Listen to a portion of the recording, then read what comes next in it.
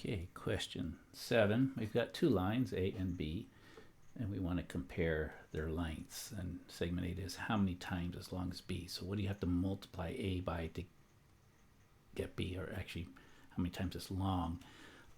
We can see it's got to be a fractional amount because A is shorter. And sort of we kind of come down and say, well, A is about there.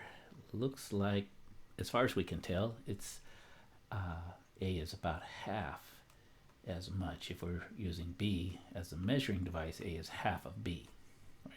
So half times as long. Line segment B is how many times as long as A. So now we're using A as sort of the measurer. How many of A are in B? Well, there's 2 of A in here, so B is twice as long. It takes 2 of A to get into B. So the length of B is what percent of the length of A? So B is larger, it's got to be over 100%. And since, yes, it's twice as long, that's going to be 200%.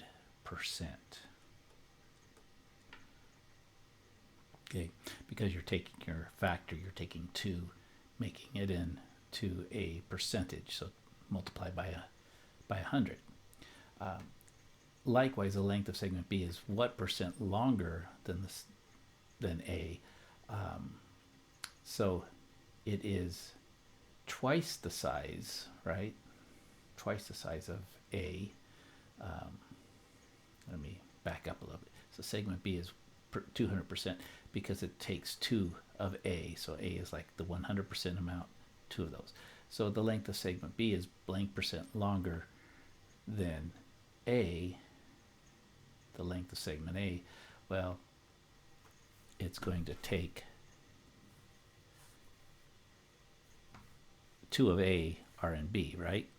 And so we can say that it's 100% longer because A is the measuring, the reference, right?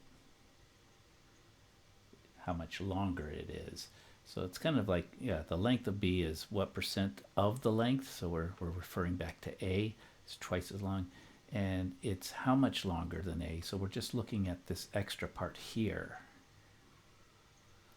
instead of 2 of them. So that's 100%. A, looking at A. Okay, so that's number 7.